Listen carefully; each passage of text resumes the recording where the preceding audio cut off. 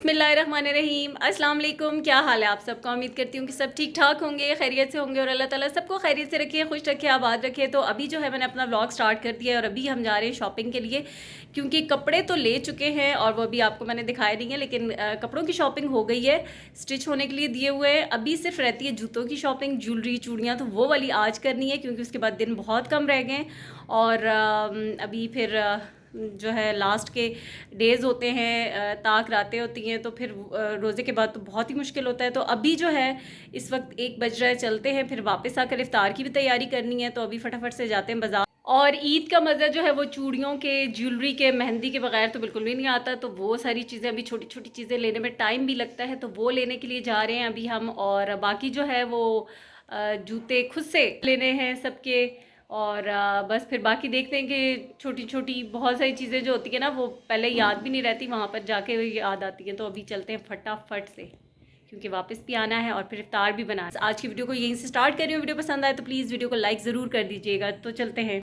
और यहाँ हम घर से निकले और वो वाला शॉपिंग बैग जिसमें कि वो कपड़े थे जिनके साथ मैचिंग के दुपट्टे लेने थे, वो घर पे ही रह गया था। वो तो शुक्र है कि फिर आमना ने देखा और उसने आवाज़ दी कि मम्मा वो तो लेकर जाएं, जो आपने दुपट्टे लाने हैं, जो प्रिंटेड सूट थे लॉन के कॉर्ड सेट, उनके साथ मैचिंग के दुपट्टे लेने थे। तो फिर सुबह से याद कर कर के कि ये काम लाजमी करना है और वो ही रह गया था, तो शुक्र है कि याद आ गया। और यहाँ सबसे पहले हम आ गए हैं ज्वेलरी शॉप्स। यहाँ पर खैर सारे ही स्टॉल्स हैं लाइन से बहुत सारे, और वो शॉप्स वगैरह भी, अल जन्नत की बैक साइड पे कमर्शियल मार्केट में। तो 1 बाय 1 सारे देखते जाएंगे, जहाँ से अपनी मतलूबा ज्वेलरी चीज़ें मिलती जाएंगी तो वो लेते जाएंगे। और यहाँ इस पहले ये जो स्टॉल था ना, इसके ऊपर ही अच्छे एक झुमके प्यारे से मिल गए थे, रिंग्स मिल गई थी। अच्छा, यहाँ पर क्या है कि जो शॉप्स के अंदर भी तकरीबन सेम ही चीज़ें होती हैं और बाहर भी, लेकिन बाहर जो रेट्स होते हैं ना वो बहुत अच्छे रिजनेबल होते हैं, और शॉप के अंदर थोड़ा सा उनकी कीमत जो है ना वो ज़्यादा ही बता रहे होते हैं। राशिद, ये गोल्डन में तो 8 नंबर का साइज दे देंगे, इसका साइज दे देंगे। सेम साइज है उसके साथ।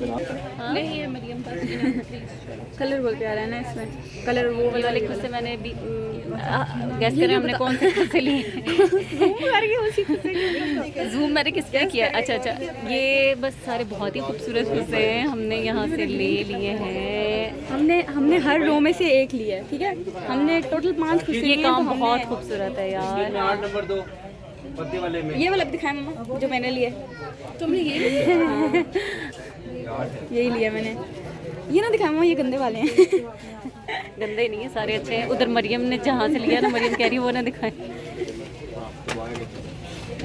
और खुद से तो हमें मैचिंग के मिल गए थे, पहली नज़र में ही पसंद भी आ गए थे, फ़ौरन से हमने ले भी लिए थे। बस साइज़ेस जो थे वो सारे चेक हो गए थे, कुछ अभी वो ऊपर स्टोर रूम से उतरवा रहे थे, तो खुद से तो हमारे फ़ाइनल हो गए, ये भी हमने ले लिए फटाफट से।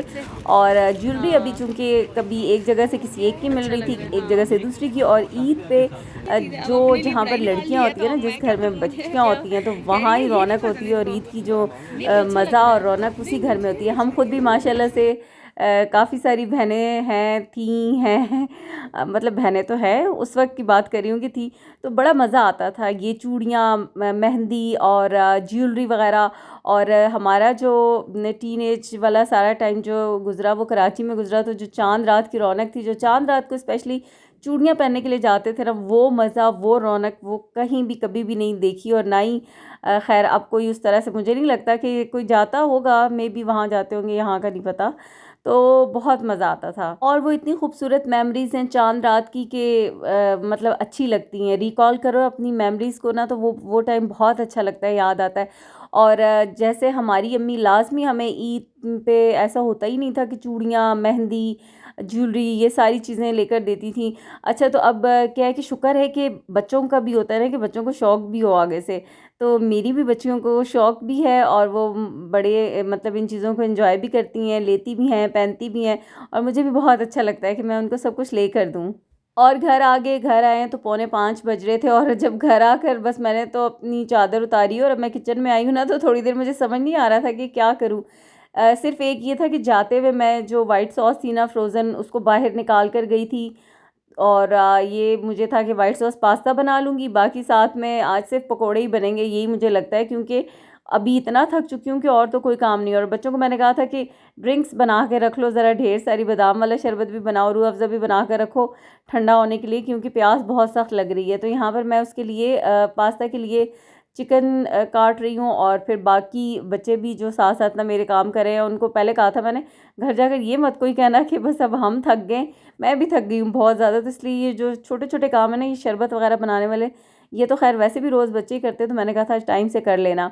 तो बस यहाँ पर चिकन डाल दिया, फिर उसके साथ ही मैंने लहसुन का पाउडर डाला है, चॉप लहसुन भी नहीं डाला, हिम्मत ही नहीं थी कि इसको भी लहसुन को चॉप करके डालूं। और बाकी की स्पाइसेस डाल के तो बस फिर ये वाइट सॉस तो बनी हुई थी, इसमें थोड़ा सा दूध डाला, कुछ थोड़े से स्पाइसेस भी ऐड कर दिए थे, ज़रूरत नहीं थी लेकिन बस मैंने थोड़े थोड़े डाल दिए। पास्ता बॉयल होने के लिए यहाँ पर पानी रख दिया, उसमें नमक डाल दिया, पानी में उबाल आया तो पास्ता बॉयल कर रही हूँ। वाइट सॉस तो तैयार ही है, बस उसकी आंच बिल्कुल स्लो कर दी है क्योंकि वो बहुत ज़्यादा थिक ना हो जाए, थोड़ा सा जूसी जूसी सा रहे। तो यहाँ पर बस अब पास्ता बॉयल होगा तो फिर उसके अंदर डाल दूँगी। अभी यहाँ पर इस टाइम पे शाम के टाइम पे दूध भी आ जाता है और दूध हमारा अल्टरनेटिव डेज़ पे आता है या 3 दिन बाद ऐसे ही होता है, इकट्ठा आ जाता है तो फिर मतलब 3 से 4 दिन बाद भी कभी आ जाता है, कभी 2 दिन बाद भी। तो अभी मैं दूध जो है ना उसको बॉयल कर लूँगी और ये देखें पास्ता भी मिक्स कर दिया है और बड़ा ही मज़े का जो है ना वाइट सॉस पास्ता बस ये तैयार हो गया। अभी पहले सोच रही थी कि इसको बेक कर लूँ, पर चीज़ वगैरह डालकर, ऑलिव्स डालकर, फिर बस मैंने कहा छोड़ो, अब आज ऐसे ही खा लेते हैं, कोई ज़रूरी थोड़ी ये बेक ही करूँ रोज़। तो यहाँ मैं पालक थी वो धुली हुई रखी थी, ढेर सारी थी, मैंने सारी काट दी, प्याज आलू काट के। तो पकोड़े मैंने सोचा था कि बस अब एक पास्ता है और एक पकोड़े ही हैं तो ज़रा ज़्यादा सारे बना लेती हूँ और ये स्पाइसेस वगैरह सारे डाल दूँगी, बेसन डाल के इसका मिक्सचर, ये कल का भी थोड़ा सा मिक्सचर रहता था लिक्विड वाला, तो वो भी बीच में ऐड कर दिया और ये इसका जो है ना मसाला तैयार हो गया है। और ये मोहल्ले में से किसी घर में से इफ्तारी आ गई थी और बस बाकी मेरा भी जो है ना अभी पकोड़े वगैरह फ्राई हो रहे हैं, साथ साथ पास्ता तो बन चुका है और कुछ भी नहीं बनाना। लेकिन आज जो है ना बस हिम्मत नहीं हो रही, क्योंकि हम गए थे घर से तकरीबन 1 बजे और 5 बजे तक तो बाज़ार में घूम घूम फिर के ना, तो अब हालत बुरी हो गई थी और प्यास बहुत ज़्यादा लग रही थी, तो इसलिए फिर दिल नहीं चाह रहा था। दूध मैंने बॉयल कर लिया था और साथ साथ पकोड़े भी फ्राई हो रहे हैं। अभी जो है ना हालत ऐसी हो रही है कि इतनी सख्त कोई नींद आ रही है, आंखें मेरी बंद हो रही हैं और प्यास भी बहुत शदीद लग रही है। भूख कोई बात नहीं, भूख को तो बर्दाश्त कर लेते हैं, प्यास और ऐसे निढाल से जैसे एनर्जी सारी ड्रेन हो जाती है और नींद आ रही होती है, कुछ अजीब सी ग़नूदगी वो वाला हो रहा है। बस अब थोड़ा सा टाइम है, फिर इंशाल्लाह इफ्तार पे फिर चाय पीने को दिल करता है। फ़िलहाल तो दिल करे सो जाऊँगा, ऐसे हो रहा है, मेरी आंखें खुल ही नहीं रही, लिटरली मैं उनको ज़बरदस्ती खोलने की कोशिश कर रही हूँ, पता नहीं ऐसा क्यों हो रहा है। और ये जो लास्ट मोमेंट्स होते हैं फिर इस पे सारे ही बाहर आ जाते हैं, बच्चे भी किचन में आ जाते हैं देखने के लिए मम्मा क्या बनाया है। तो अभी तो उनको लग रहा था कि आज मम्मा थक गई हैं, बाज़ार भी गई हैं और वैसे भी सुबह से काम जो घर के चल रहे होते हैं वो भी हो रहे होते हैं, तो यही देख रहे थे कि सिर्फ पकोड़े बनाए हैं। तो मैंने कहा नहीं, मैंने पास्ता भी बनाया है, सिर्फ पकोड़े नहीं बनाए, मुझे पता है तुम लोगों का रोज़ा होता है और इब्राहिम का तो फिर वो पकोड़े तो बिल्कुल भी नहीं खाता, तो सिर्फ ऐसा तो कुछ हो कि वो कुछ खाए, तो इसलिए मैंने पास्ता बना लिया था।